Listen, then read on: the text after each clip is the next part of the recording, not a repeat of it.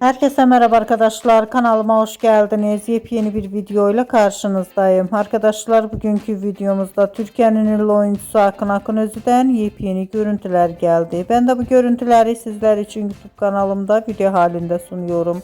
Umarım beğenirsiniz. Arkadaşlar, videomu beğendiyseniz kanalımı izlemeyi ve bildirim butonuna basmayı unutmayın. Hoşça kalın.